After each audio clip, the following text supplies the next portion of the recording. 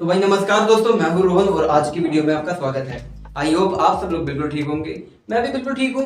आज हम ना कुछ अटपटा काम करने वाले हैं। मेरे सामने कुछ बच्चे बैठे हैं और ये मेरे से कुछ क्वेश्चन पूछेंगे और मैं आपके सामने उन क्वेश्चन को बताऊंगा। ये बच्चे हैं क्लास 9th के और ये साइंस से रिलेटेड जितने भी क्वेश्चन है इनके मन में आता है सब बताएंगे और मैं आपको सॉल्व करके बताऊंगा।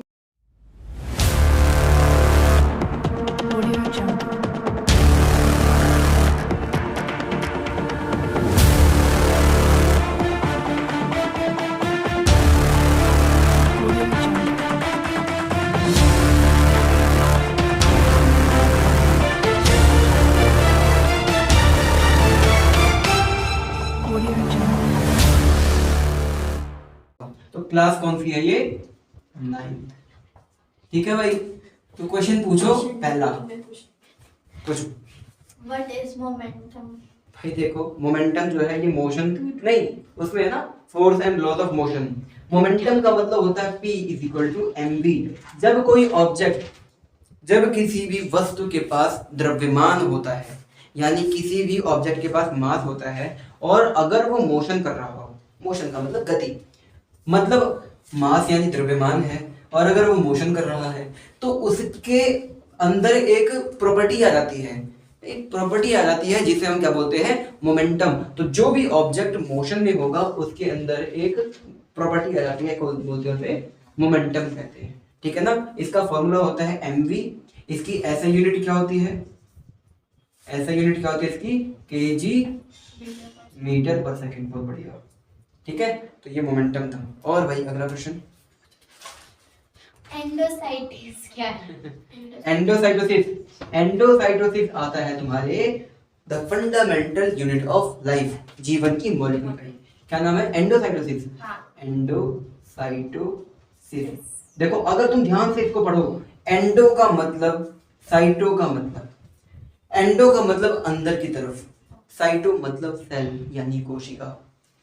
मान लिया हमारे पास कोई कोशिका है, अगर बाहर का कोई सामान अंदर की तरफ जाता है, इसे क्या बोलेंगे? एंडोसाइटोसिस। एंडो का मतलब अंदर की तरफ, साइटो का मतलब क्या होता है? सेल। सेल को क्या बोलते हैं? साइटो बोलते हैं। इसीलिए इस प्रोसेस को एंडोसाइटोसिस कहते हैं। अब सपोज करो ये अमीबा है। ठीक है, अमीबा, AMOEABA फलाना, पता नहीं क्या नाम है इसका, अमीबा बोलते हैं, स्पेलिंग नहीं पता मुझे। ये क्या करता है? खाना खाता है। ये गंदे पानी में पाया जाता है। ठीक है ना? गंदे पानी में पाया जाएगा। अब ये क्या करता है? जैसे ही इसके पास में कोई खाने का पार्टिकल आता है तो ये क्या करता है? छोटा सा इसमें स्यूडोपोडिया बना लेता है। स्यूडोपोडिया जानते हो? नकली पैर। स्यूडोपोडिया बना लेता है ताकि ये क्या करे? इसको खा सके। ठीक है, अब ये धीरे धीरे ये स्यूडोपोडिया क्या करेगा? और आगे बढ़ता जाएगा। ठीक है, आगे बढ़ता जाएगा। अब ये क्या करेगा? धीरे धीरे इन दोनों को जोड़ देगा और ये जो फूड पार्टिकल है ये इसके पेट के अंदर आ गया। इसी को क्या बोलते हैं? एंडोसाइटोसिस कहते हैं। क्यों? क्योंकि एक सेल फूड पार्टिकल को अपने अंदर इनहेल करता है, जिसे ही एंडोसाइटोसिस कहते हैं। कोई डाउट रहेगा इसमें? पक्की बात। अगला क्वेश्चन पूछ लो फिर। दाब परिवर्तन का प्रभाव क्या है?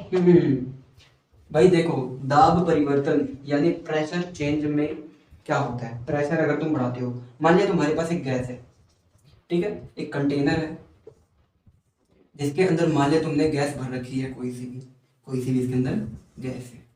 यहाँ पे तुम्हारे पास एक है पिस्टन। पिस्टन जानते हो?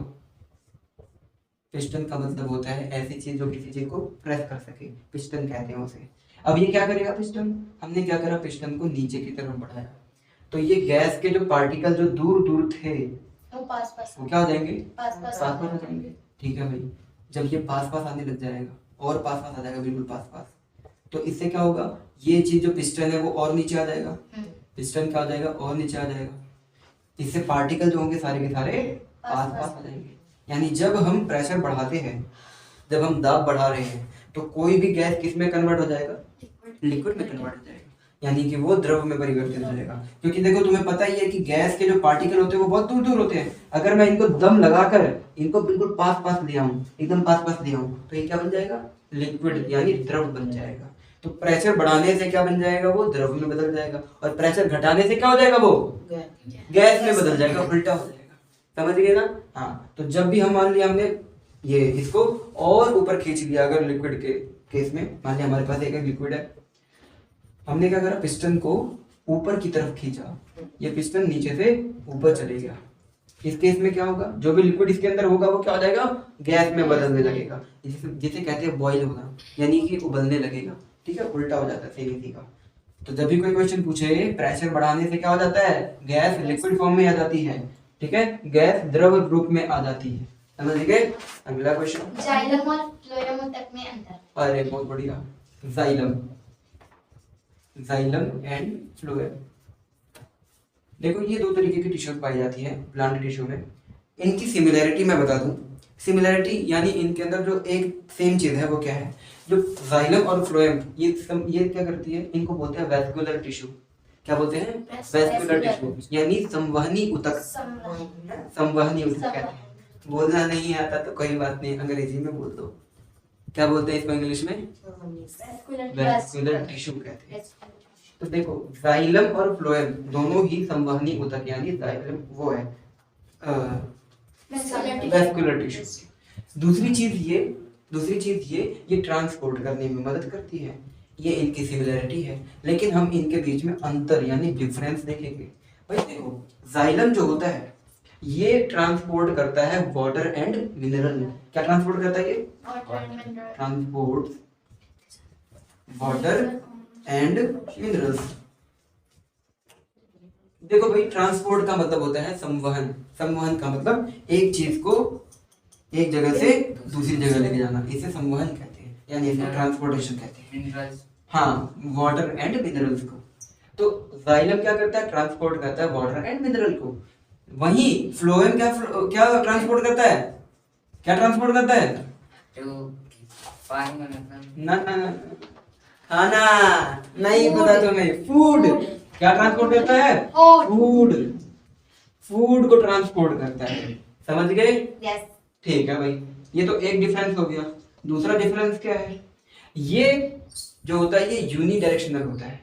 यूनी डायरेक्शन का मतलब होता है सिर्फ एक ही दिशा में चलता है, एक ही डायरेक्शन में चलता है, उसे हम क्या बोलते हैं, यूनी डायरेक्शनल। यूनी ये अनेक दिशा में चलता है। ठीक है, ये एक ही दिशा में चलता है। तुम ध्यान दोगे तो प्लांट के नीचे ये रूट होते हैं, रूट पत्ते हो गए ऊपर है, तो पानी नीचे से ऊपर ही तो जाता है पत्ते तक।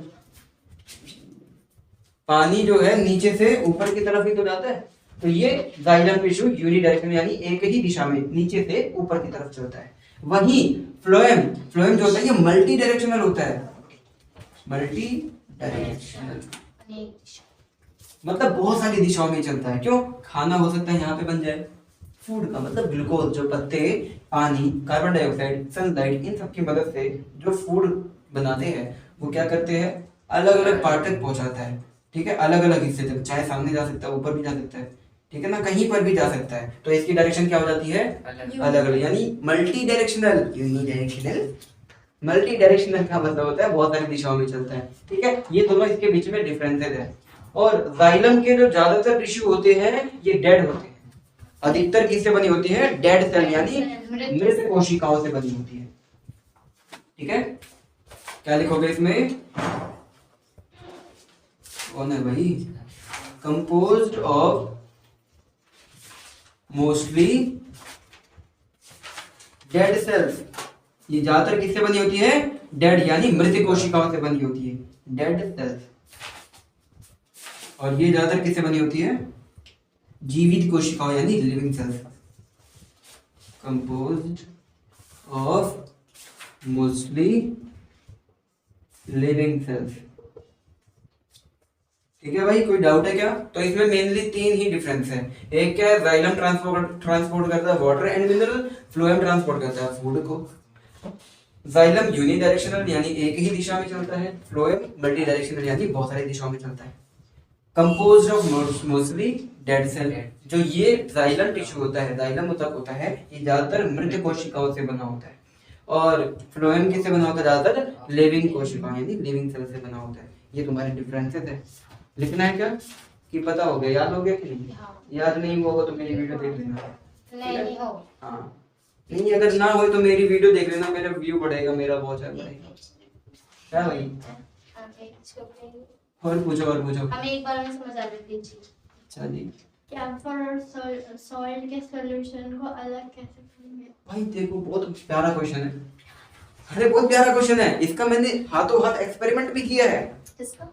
इसी का, ये नमक, मान लिया हमारे पास एक नमक है, ठीक है, हमारे पास है क्या, एक डिश है जिसके अंदर हमने रख रखा है नमक है, ठीक है, ये बड़े बड़े नमक के टुकड़े हैं और ये डॉट का मतलब है क्या है, ये कैम्फर यानी कपूर है, ठीक है, कैम्फर का मतलब क्या होता है, कपूर होता है। सिंपल सा बस एक काम करना है, दोनों को मिला दो, मिला हुआ कोई दिक्कत नहीं, क्या करो इसके नीचे एक लगा दो मोमबत्ती, बढ़िया से डायग्राम बनाऊंगा मैं, देखने वाले भी हिल जाओ, ठीक है। अब क्या करना है, एक और काम कर दो, इसके ऊपर दूसरा कटोरा रख दो, दूसरे कटोरे से क्या कर दो, इसको ढक दो, एकदम सील पैक कर देना बढ़िया से, लगा दो आग। आग लगने से क्या होगा तुम्हें पता है, नमक गर्म होगा, मोमबत्ती के टेम्परेचर पे तो ये भाप बनेगा नहीं, लेकिन कैम्फर, कैम्फर का नाम तो क्या हो जाता है, सब्लिमेशन, ऊर्ध्वपातन। हाँ भाई, अगर सॉलिड गैस में डायरेक्टली बदल जाता है इसे क्या बोलते हैं, सब्लिमेशन, ठीक है, और अगर गैस सीधा सॉलिड में बदल जाए इसको डिपोजिशन कहते हैं, ठीक है, दोनों को हिंदी में ऊर्ध्वपातन कहते हैं। कैसे लिखेंगे, ऊर्ध्वपातन, ऊर्ध्वपातन, अरे यार हिंदी इतना तो आता है यार, तुमसे ज्यादा ही हिंदी आती है मुझे। हाँ हाँ ठीक है भाई, देखो तो कैसे अलग करोगे सॉल्ट और इसको, कैम्फर को, कुछ नहीं करना, गरम कर दो, उसके ऊपर लगा दो एक और बर्तन। अब तुम्हें पता ही है जो कैम्फर होता है इसका ऊर्ध्वपातन हो जाता है यानी सब्लिमेशन हो जाता है, सब्लिमेशन होने से वो डायरेक्टली किस में बदल जाता है, गैस में बदल जाएगा, और गैस कहाँ इकट्ठा हो जाएगी धीरे धीरे, तो दूसरा जो तुमने बर्तन लगाया इसके ऊपर क्या इकट्ठा होने लग जाएगा, कपूर यानी कैम्फर, नमक वहीं रह जाएगा, धीरे धीरे ये जो दाने हैं वो किधर चल जाएंगे कैम्फर के, उड़ के किधर चिपक जाएंगे, इसके ऊपर यहाँ पे ऐसे चिपक जाएगा। अब क्या करना है, उंगली डालो साफ करके निकाल, तुम्हारे कपूर अलग हो गया, नमक अलग हो गया। हाथों हाथ इसका एक्सपेरिमेंट हमने किया था 10वीं में, ठीक है भाई, हो गया ये, कोई डाउट है, पक्की बात, अगला पूछो पूछो पूछो पूछो, मैं पूछूंगी, बोलिए क्या क्वेश्चन है, तापमान परिवर्तन का प्रभाव, हाँ पूछने में क्या जा रहा है यार, कुछ भी पूछो। तापमान परिवर्तन का प्रभाव यानी टेम्परेचर को बदलने से क्या होता है, मान लिया तुम्हारे पास सॉलिड है, सॉलिड यानी ठोस,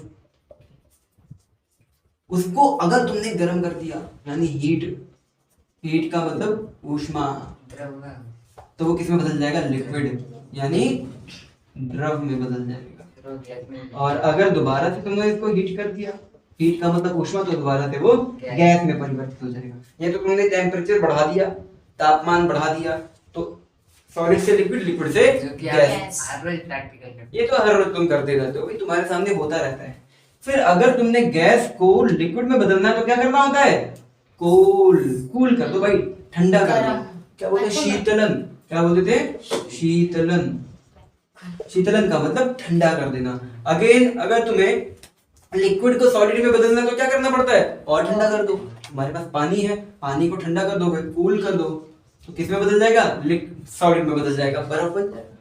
तो देखो टेम्परेचर अगर बदलता है, अगर बढ़ेगा तो सॉलिड से लिक्विड, लिक्विड से गैस, अगर टेम्परेचर कम होगा तो गैस से लिक्विड, लिक्विड से सॉलिड, हो गया खत्म। और पूछो, what is epithelium tissue, epithelium tissue, यार बड़ा डेंजरस क्वेश्चन पूछ लिया, मेरी तो आत्मा निकल जाओ। एपिथेलियम टिश्यू जो होता है ये तुम्हारे, अरे ध्यान से सुनो, एपिथेलियम टिश्यू के बारे में ज्यादा डीपली नहीं जाऊंगा क्योंकि मेरे को बायोलॉजी में ज्यादा इंटरेस्ट नहीं है। एपिथेलियम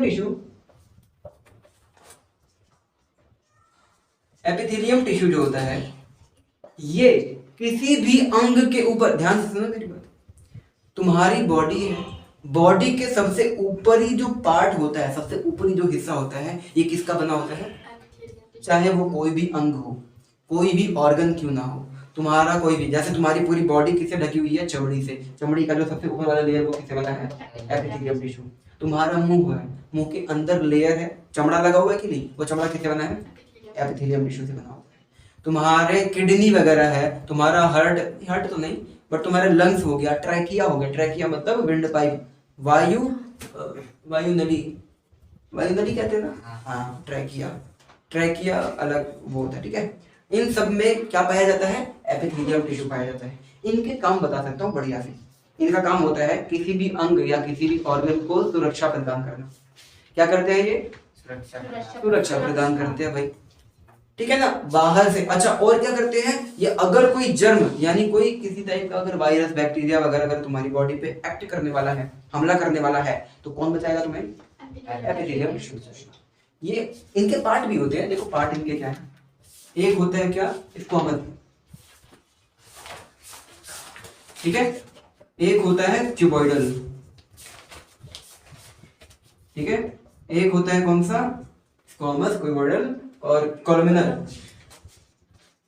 कोलुमिनार होता है, ठीक है। ये तीन मेन टाइप के एपिथेलियल टिश्यू पाए जाते हैं, ठीक है। स्क्वामस जो होता है ये ज्यादा मतलब स्पेसिफिक नहीं होता, ये मतलब ऐसे ही होता है, गड्ढे गुड्ढे बने होते हैं इसमें टिश्यूज के, ठीक है, थोड़ा पतला, बिल्कुल पतली थिन लेयर होती है इनकी टिश्यू सेल की। क्यूबॉइडल जो होता है इनकी शेप होता है क्यूबॉइड की शेप की, ठीक है, वो लगभग कैसे होते हैं, क्यूबॉइड, यानी क्यूबॉइड जानते हो, क्यूबॉइड नहीं जानते, घनाभ के आकार का होता है, ठीक है, मोटी कोशिकाएं इसमें लगी होती है, कुछ ऐसा दिखता है, कुछ ऐसे ही दिखता होगा यार, ठीक है, क्यूबॉइडल होता है। फिर कोलुमिनार में क्या होता है, कोलुमिनार में भाई कॉलम कॉलम बना होता है, ऐसे ऐसे खड़े खड़े ऐसे टिश्यूज लगे होते हैं, खड़े खड़े ऐसे ऊतक लगे होते हैं, है ना भाई, ये क्या है, कोलुमिनार टिश्यूज होते हैं, ठीक है, कुछ ऐसा दिखता है। इन तीनों का अलग अलग काम है, इन तीनों का लोकेशन भी अलग अलग है, कुछ अलग तरीके के भी होते हैं। एक जैसे एक होता है सिलिएटेड, सिलिएटेड जानते हो, सिलिएटेड का मतलब होता है ऐसे एपिथेलियल टिश्यू जिसके ऊपर सिलिया, सिलिया जानते हो, CILLIA, cilia, hair like structure is called cilia. किसी भी ऑर्गन के ऊपर अगर बाल जैसे छोटे छोटे ऐसे ही कुछ पोर्शन लगा हुआ उसे क्या बोलते हैं, सिलिया कहते हैं। तो एक ऐसा एपिथेलियल टिश्यू, मार क्यों रही है उसे, एक ऐसा एपिथेलियल टिश्यू जिसके ऊपर सिलिया यानी बाल के तरह का स्ट्रक्चर लगा हो उसे सिलिएटेड एपिथेलियल टिश्यू कहेंगे, ठीक है, क्या बोलेंगे उसे, सिलिएटेड एपिथेलियल टिश्यू। मान लिया इसके ऊपर क्या है, छोटे छोटे से बाल पाए जाते हैं, छोटे छोटे से बाल टाइप के स्ट्रक्चर पाए जाते हैं, जिसे सिलिएटेड एपिथेलियल टिश्यू कहते हैं, क्योंकि उसके ऊपर क्या लगा हुआ है, सिलिया, ठीक है ना। अच्छा इनका यूज कहाँ है, तुमने फैलोपियन ट्यूब सुना है, फैलोपियन ट्यूब क्या होता है वो, है? नहीं जानते। फैलोपियन ट्यूब क्या होता है, ये पाया जाता है फीमेल रिप्रोडक्टिव पार्ट में, ठीक है, इसको वो बोलते हैं यार, नहीं नहीं, फीमेल रिप्रोडक्टिव पार्ट, मादा जननांग में पाया जाता है। क्या तुम्हारी जान पहचान क्यों करवा दो भाई, कभी आना वीडियो में पढ़ा देना टीचर्स डे के दिन। हाँ हाँ बोल भी नहीं थोड़ा तेज। हाँ तो ये पाया जाता है तुम्हारे तुम्हारे नहीं लड़कियों के, तो फीमेल के रिप्रोडक्टिव पार्ट में पाया जाता है। तो उसको हम बोलते हैं फैलोपियन ट्यूब कहते हैं। हिंदी में ध्यान नहीं आ रहा मेरे को बिल्कुल भी, ठीक है, इंग्लिश में जो होता है फैलोपियन ट्यूब। तो फैलोपियन ट्यूब देखो ये फीमेल रिप्रोडक्टिव पार्ट कुछ ऐसा होता है, ठीक है, यहाँ पे अंडाशय लगा होता है, इस वाले को क्या बोलते हैं, फैलोपियन ट्यूब बोलते हैं। क्या बोलते हैं भाई हिंदी में, मैंने तुमको पढ़ाया है हिंदी में, 8th में पढ़ाया था, क्या हुआ अभी बताओ, मुझे तो ध्यान नहीं आ रहा है हिंदी में, जो भी है यार, फर्टिलाइजेशन यहीं पे तो होता है, निषेचन कहाँ होता है, नाम बताओ। नाम ही नहीं पता। तो भाई देखो इसके अंदर क्या लगे होते हैं, ऐसे एपिथेलियल टिश्यू लगे होते हैं कोलुमिनार, और कोलुमिनार के ऊपर अगर ये लग जाए, सिलिया लाइक स्ट्रक्चर लग जाए, तो वो क्या हो जाएगा, सिलिएटेड एपिथेलियल टिश्यू। तो इसके अंदर जो टिश्यू लगा होता है वो कैसा होता है, सिलिएटेड टिश्यू होता है। हाँ नहीं नहीं, अब जो शुक्राणु यानी स्पर्म यहाँ पर है और यहाँ पर तुम्हारा एग है, दोनों की मीटिंग इसी की मदद से हो पाता है। मीटिंग जानते हो, इन दोनों का मिलन यानी निषेचन इसी सिलिया की मदद से हो पाता है। तो ये ट्रांसपोर्ट करने में भी मदद करता है, और ये तुम्हारे कहाँ ट्रैकिया में भी पाया जाता है, ट्रैकिया या ब्रोंकाई में पाया जाता है, ब्रोंकाई में पाया जाता है ये सिलिएटेड, ठीक है ना। तो ये सिलिएटेड हो गया। एक और होता है, एक और होता है, वो होता है पता नहीं कौन सा, इतना पता होता तो थोड़ा बता देता। तो भाई देखो ये तुम्हारा एपिथेलियल टिश्यू है, इनका मेन काम होता है तुम्हारी बॉडी को बाहर से प्रोटेक्ट करना, किसी भी ऑर्गन को बाहर से प्रोटेक्ट करना, और किसी भी अगर कोई बैक्टीरिया और वायरस तुम्हारी बॉडी में आना चाहेगा तो सबसे पहले कौन उसे दिखेगा? Epithelial tissue. ठीक है भाई, ये सबसे पहले दिखेगा और तुम्हारी बॉडी को बाहर से प्रोटेक्ट करता है और चोट लगने से भी बचाता है। ठीक है ना? अगला क्वेश्चन पूछो, जल्दी पूछो जल्दी। क्वेश्चन नहीं है क्या? दिमाग नहीं चलता तुम्हारा? हाँ? मस्तिष्क कोशिका जो होती है ये बनी होती है तुम्हारे नर्व टिश्यू से। नर्व टिश्यू जानते हो? वो क्या तंत्रिका कोशिका से बना होता है। तंत्रिका कोशिका के बारे में कभी बढ़िया से बताऊंगा, जब पढ़ के आऊंगा तब। तंत्रिका कोशिका के बारे में, ठीक है? और क्वेश्चन पूछो भाई जल्दी से, क्वेश्चन पूछो जल्दी। मैं क्वेश्चन पूछूं तू पागल क्यों है? अच्छा तू पागल क्यों है रे? जल्दी पूछो भाई। बेटा तेरे पापा को ये वीडियो भेजूंगा, पूछ बोलूंगा कि ऐसे बोल देती मेरे को वीडियो में। अच्छा ठीक है, भेज दूंगा, लिंक भेजूंगा पूरा। जल्दी पूछो भाई। रुको जरा, सब्र करो। सब्र करवाता हूँ। अच्छा तो स्क्लेरेंकाइमा क्या है? माइटोकॉन्ड्रिया बताओ कि स्क्लेरेंकाइमा। स्क्लेरेंकाइमा माइटोकॉन्ड्रिया बहुत आसान है। चलो स्क्लेरेंकाइमा के बारे में पहले बताऊंगा, उसके बाद माइटोकॉन्ड्रिया बताऊंगा।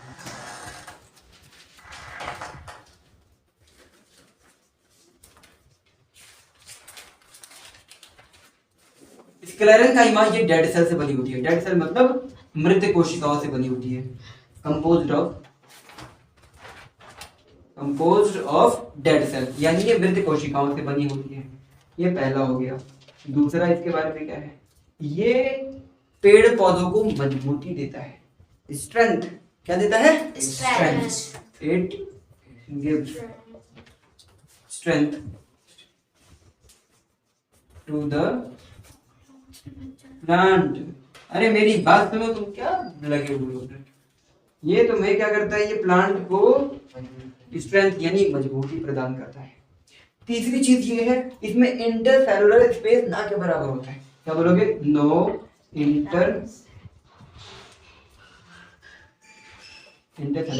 स्पेस।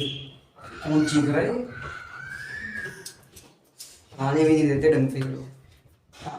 नो इंटरसेलुलर स्पेस, यानी इनके सेल के बीच में कोई भी खाली जगह नहीं होती। नो इंटरसेलुलर स्पेस, ठीक है? और इनकी जो सेल्स होती है, सेल्स जो होती है इनकी वॉल काफी थिक होती है, ठीक है? Composed of thick cell wall, thick walled cell. ये बनी होती है मोटी मोटी कोशिकाओं के वॉल, ठीक है ना? एक क्या होती है? डेड सेल होती है, composed of dead cell. It gives strength to the plant, मजबूती देता है पेड़ पौधे को। No intercellular space, intercellular space नहीं होता, है ना? अंतर कोशिकीय स्थान नहीं होता। और ये मोटी कोशिका, इनकी जो कोशिका की जो भित्ति होती है बहुत मोटी होती है। अच्छा एक और चीज बता दूं, कर रहा था दिमाग में। हाँ, ये पाए कहाँ जाते हैं? ये तो बहुत इंपॉर्टेंट है। प्लेसेस कहाँ पे पाए जाते हैं? ये पाया जाता है तुम्हारे कोकोनट के हस्क में। कोकोनट का हस्क जानते हो? नारियल का खोल, तो उसको बोलेंगे मूंगफली में हाँ, इसको बोलेंगे नट्स। एक होता है सीड्स और जूट ऑफ फाइबर। फाइबर के जो जूट होते हैं, इन सब में क्या पाया जाता है? क्या पाया जाता है? ये स्क्लेरेंकाइमा पाया जाता है। कोकोनट का हस्क जानते हो? मजबूती देता है ना? मजबूती, उसके अंदर बीज होता है जो कि खोल से बचा हुआ होता है, तो वो स्क्लेरेंकाइमा कोशिका से बना होता है। एक होता है नट। नट का मतलब जानते हो? जितने भी पीनट, मूंगफली हो गया, अखरोट हो गया, बादाम हो गया, पिस्ता हो गया, ये सब इसके ऊपर एक कवरिंग लगी होती है, मजबूत खोल लगा होता है। अखरोट देखा है ना? तो मजबूती लगी है। वो क्या होता है? नट। नट जो होता है उसके ऊपर क्या लगा होता है? स्क्लेरेंकाइमा नाम की टिश्यू होती है। स्क्लेरेंकाइमा नाम की टिश्यू लगी होती है जो उनको मजबूती प्रदान करती है। फिर एक होता है सीड यानी बीज, जो भी तुम बीज खाते हो, मान लिया तुमने आम खाया, आम के अंदर गुठली होती है, हाँ। गुठली के ऊपर एक कवरिंग लगी होती है, बड़ा मजबूत होता है, बड़ा मजबूत होता है, उसके अंदर बीज है, उस गुठली के अंदर बीज है, तो बाहर की जो कवरिंग है वो किससे बनी है? स्क्लेरेंकाइमा नाम के ऊतक से बनी है। जूट ऑफ फाइबर, पता नहीं क्या होता है, फाइबर का जूट फलाना ढिमकाना, पता नहीं कैसे होता है, तो वो भी किससे बना होता है? स्क्लेरेंकाइमा नाम के टिश्यू से बना होता है। क्लियर है? कोई दिक्कत तो नहीं है ना? हटा देता हूँ, लिखना तो लिख लेना। नहीं लिखा, दिमाग में बैठ गया। दिमाग में लिख लिया कि लिखा हुआ पहले से? लिखा हुआ है मेरे को चेक कर रही थी आता है कि नहीं, देखो मेरे को चेक कर रही थी आता है कि नहीं। हाँ भाई अगला, ट्रेकिड्स। ट्रकीड्स। यार ये तो इसी चैप्टर से पूछे जा रहे हैं। ट्रकीड्स, हिंदी में, हाँ? हिंदी में ट्रकीड जो पाया जाता है तुम्हारा, ट्रकीड ही है, ये पाया जाता है तुम्हारे जाइलम ऊतक में। कहाँ पाया जाता है? जाइलम। जाइलम ऊतक में पाया जाता है। Found in silent xylem tissue. और ये बना होता है, ये होता है डेड सेल। किससे बना होता है ये? मृत की कोशिका, हाँ, they are dead cell, composed of dead cell. Dead cell. ये डेड सेल से बनी होती है। एक और चीज, ट्रकीड्स कुछ पता है कैसे दिखता है? कुछ ऐसा नहीं, ट्रकीड, अच्छा अच्छा, वो तो ऐसा दिखता है। देखो जब ट्रकीड जिंदा होता है ना, तो उसकी जो कोशिकाएं होती है लाइन वाइज ऐसे एक दूसरे के ऊपर ऐसे लगी होती है, ठीक है ना? लाइन वाइज लगी होती है तब ये लिविंग होती है। बट धीरे धीरे क्या होता है, इसके दीवारों पर एक सब्सटेंस इकट्ठा होने लग जाता है, कॉल्ड लिग्निन। क्या इकट्ठा हो जाता है? लिग्निन। एक टाइप का ये सब्सटेंस होता है, जब ये कोशिका के ऊपर लग जाएगा तो उसको मजबूत कर देगा, उसको क्या कर देगा? मजबूत कर देगा, लेकिन साथ ही वो उस कोशिका को मार भी देता है। तो ये लिग्निन जैसे लगेगा ये कोशिका क्या हो जाएगी? मर मर जाएगी। जाएगी। और मरते ही सब एक दूसरे के साथ कंबाइन हो जाती है, जुड़ जाती है। अब ये एक पाइप बन गया कि नहीं? पाइप बन गया कि नहीं? हाँ। इसी पाइप के थ्रू ही ये क्या करता है? ट्रकीड जाइलम टिश्यू में अंदर होते हुए वाटर को ट्रांसपोर्ट करने में मदद करता है। समझ गए ना? समझ गए ना? तो ये पता होना चाहिए भाई, ये पहले जब लिविंग सेल होता है तो लिविंग इकट्ठा हो जाता है तो वो डेड हो जाता है और ये पतली सी पाइप में बन जाता है। जो इसका मेन काम यही है। इसका काम क्या है? इसका काम क्या है मेनली? ये वाटर को ट्रांसपोर्ट करता है।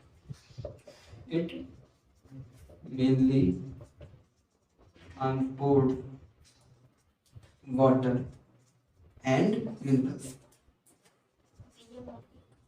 हो गया भाई? समझ में आ गया? भैया आपको एक डायग्राम बनाना है बिना देखे, बोलो।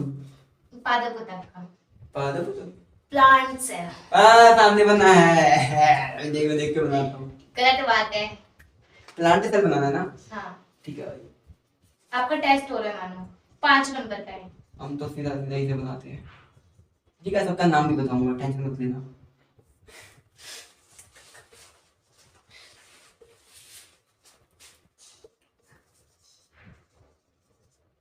ठीक है, ये cell plasma. Plasma, plasma membrane. तुम बोलो मत यार, लिख लूंगा। इसको बोलते हैं न्यूक्लियस, यानी केंद्रक। माइटोकॉन्ड्रिया। बोल काहे रहे हो यार, मुझे पता ही नहीं। हम तो थोड़ी जनरल नॉलेज समझिए। अरे तुमको तो आता है, मुझे पता है।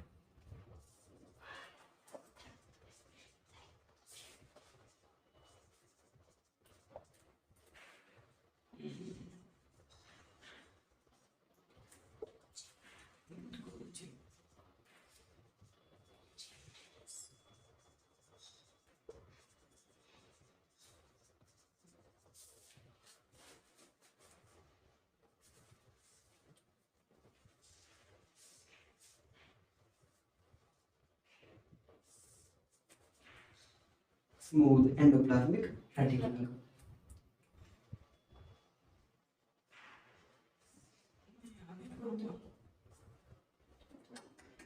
गलत बोल रहे हो तुम।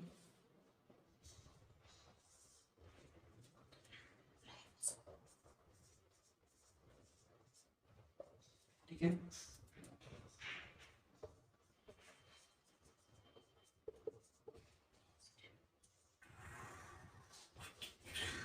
ये क्या है? वैक्यूल।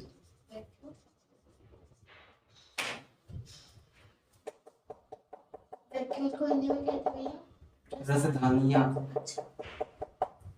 लो भाई तुम्हारा प्लांट सेल बन गया। बन गया कि नहीं? कितना टाइम लगा होगा पता नहीं, मेरे को 2 टाइम नहीं मिनट। देगा। 3-4 मिनट में तो बन मैंने गया। क्या में इन लोगों है भाई, बढ़िया था कि नहीं? अच्छा एक और देती हूँ अरे अब नहीं, डायग्राम नहीं, क्वेश्चन पूछ। माइटोकॉन्ड्रिया क्या होता है? माइटोकॉन्ड्रिया यही बनाया था, बताता हूँ।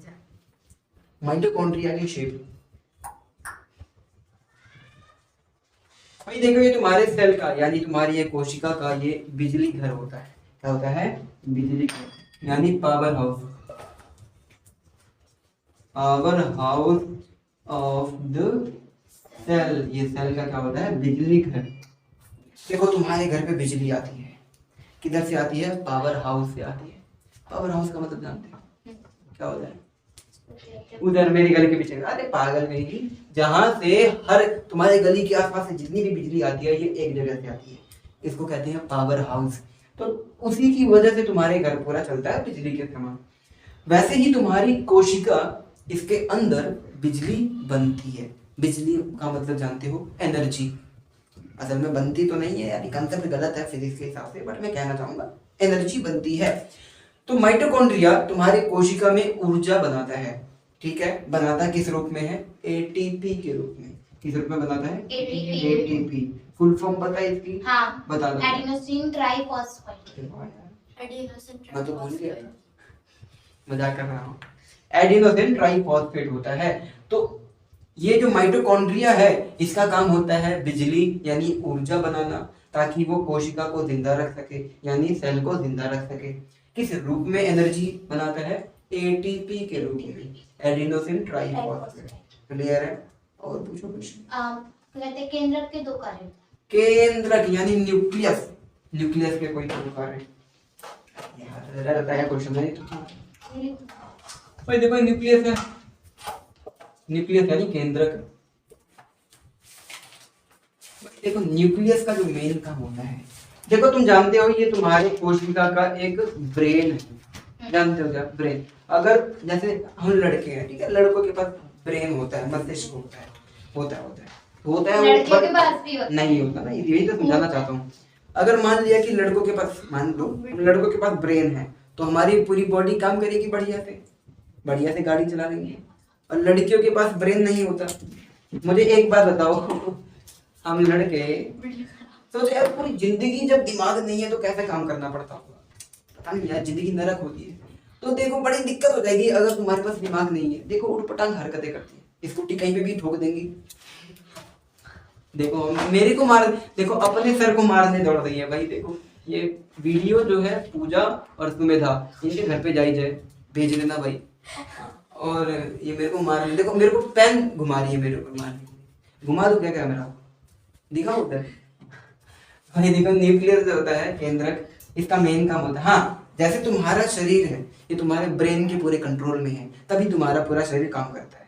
हम लड़कों के साथ ऐसा होता है, लड़कियों तो न्यूक्लियस होता है ये कोशिका का दिमाग है। क्या है? कोशिका का दिमाग। तो जो भी काम होगा इस कोशिका के अंदर, इस सेल के अंदर जो भी काम होगा उसको कंट्रोल कौन करेगा? केंद्रक। केंद्रक यानी न्यूक्लियस। न्यूक्लियस कंट्रोल करता है। ठीक है, क्या करता है? कंट्रोल ऑल द फंक्शंस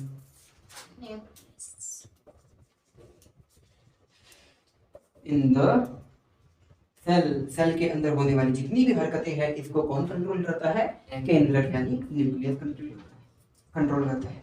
एक और काम है सेल डिवीजन।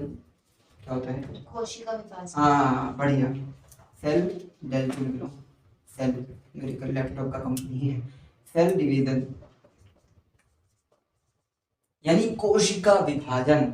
एक कोशिका 2 कोशिकाओं में टूट जाती है, एक सेल 2 सेल में टूट जाती है, उसे कोशिका विभाजन यानी सेल डिवीजन कहते हैं। वो भी किसकी मदद से हो पाता है? न्यूक्लियस की मदद यानी केंद्रक की मदद से हो पाता है। एक और चीज है, बता सकते हो क्या? डीएनए को स्टोर करता है। क्या करता है? कैरियर। डीएनए की फुल फॉर्म नहीं आती। Carrier DNA. मैं बताऊं? मत बताओ, मैं ही बता दूंगा। ये दिखाना चाहती है कि अपने घर वालों की मैं पढ़ती हूँ। इधर नहीं है तो बेटा मैं बताता हूँ। डीएनए मतलब डीऑक्सीराइबोज न्यूक्लिक एसिड। मतलब मेरे घर में भेज दो। हाँ तेरे घर पे वीडियो भेजूंगा। RNA मैं बताऊं? बता दो, भूल गई। न्यूक्लिक एसिड, तेज बोलो। Ribonucleic acid. हाँ बढ़िया बढ़िया, डीऑक्सीराइबोस न्यूक्लिक एसिड, और इसका नाम होता है राइबोस न्यूक्लिक एसिड। क्लियर है? तो 3 काम होते हैं, controls all the function in the cell. Cell के अंदर जितने भी काम होंगे उनको न्यूक्लियस यानी केंद्र कंट्रोल करता है। सेल डिवीजन यानी कोशिका विभाजन में भी यही मदद करता है, और कैरीज डीएनए या आरएनए, ये इसको कैरी करता है ताकि एक फादर का जो डीएनए है वो बच्चे के अंदर जा सके, इसलिए वो न्यूक्लियस के अंदर होता है प्रोटेक्टेड। समझ गए? ये जेनेटिक इंफॉर्मेशन है। क्या है? जेनेटिक इंफॉर्मेशन है। भैया एक बात पूछी, हाँ बोलो बोलो। आप इतना अच्छा कैसे पढ़ा रहे थे? मेरी हम आप मर्जी। जैसे बन सकते हैं? नहीं बन सकते, क्योंकि इस दुनिया में अगर जन्म दिया ऊपर वाले ने तो एक ही रोहन पैदा किया, दूसरा ये नहीं है। ढूंढते रहना नहीं मिलेगा। ये लो लेजर लाइट, लेजर लाइट ढूंढते रहना, कहीं नहीं मिलेगा मेरे जैसा। आप जैसे टीचर कहीं नहीं मिलेंगे इस बात। नहीं मिलेगा, और क्या हो तो मैं कुछ कहता हूँ। मेरे जैसे बदतमीज टीचर कहीं मिलेगा तुम्हें? बदतमीजी और ये तो समझदार देखो मेरे को बदतमीज, इसके पापा को वीडियो भेजो, मुझे बदतमीज कह रही है। नंबर नंबर लिखो, याद रखिए 9 to 1। अरे चाल चाल, कहीं ये YouTube कहीं मेरी वीडियो वायरल हो जाए, सब लोग देख रहे हो, तेरे पापा को कॉल आ रहा है। हेलो जी, आप कौन बोल रहे? पूजा के पापा? ठीक है, नहीं नहीं मेरा नंबर, अच्छा चलो ठीक है, नाम नंबर लिख देता हूँ। भैया नहीं, बच्चे बहुत फोन करेंगे। चलो ठीक है, कोई बात नहीं, लड़कियां फोन करेंगी ना। चलो भाई, तुम ये क्वेश्चन हो गया तुम्हारा। और कोई डाउट है क्या? प्लाज्मोलाइसिस। प्लाज्मोलाइसिस क्या होता है ये? प्लाज्मोलाइसिस का मतलब होता है मेम्ब्रेन, नहीं प्लाज्मोलाइसिस क्या होता है मैं बताता हूँ। अगर किसी सेल्स के अंदर से वाटर निकल जाती है उसे प्लाज्मोलाइसिस कहते हैं। ठीक होता है ना? हाँ बढ़िया बढ़िया, देखा याद है मेरे को। मान लिया ये तुम्हारे पास सेल यानी कोशिका है, इसके अंदर होगा पानी। अगर मान लिया वाटर की कंसंट्रेशन सेल के अंदर बहुत ज्यादा है और वाटर की कंसंट्रेशन इसके अंदर बहुत कम है, इस केस में क्या होगा? अंदर का पानी किधर जाएगा? बाहर की तरफ जाएगा। इससे क्या होगा? ये कोशिका क्या हो जाएगी? सिकुड़ जाएगी, श्रिंक हो जाएगी, पिचक जाएगी। इसे क्या बोलते हैं? प्लाज्मोलाइसिस। हिंदी में क्या नाम है? इसको जीव द्रव्य कुंचन कहते हैं। अरे याद है, जीव द्रव्य कुंचन यानी जीव मतलब कोशिका का जो द्रव्य है वो कुंचन यानी पिचक जा रहा है, उसे जीव द्रव्य कुंचन कहते हैं। अब इसको समझने के लिए बहुत बढ़िया एग्जांपल है। तुम्हारे पास है अंगूर, खाना नहीं है उसे, अंगूर है तुम्हारे पास, तुमने क्या करा उसको?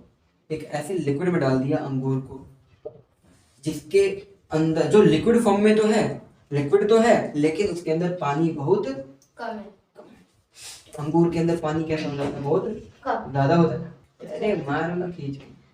इसके अंदर पानी क्या हो जाएगा? बहुत ज्यादा हो जाएगा, तो अंदर का पानी कहाँ जाएगा? बाहर निकल जाएगा। इस तरीके से अंगूर किस में बदल जाएगा? किशमिश में बदल जाता है। और किशमिश मोटी होती है कि पतली? पतली। वैसे ही कोशिका भी हो जाती है। उसी को क्या बोलते हैं? जीव प्लाज्मोलाइसिस। द्रव्य कुंचन। जीव द्रव्य कुंचन। आहा। कितनी बढ़िया संस्कृत जैसे आप लगती सभी है। को रचना। क्या? मेरा इंट्रो दे रही है। और भाई और कोई क्वेश्चन है? पूछो जल्दी जल्दी। Membrane biogenesis. अरे मेम्ब्रेन बायोजेनेसिस,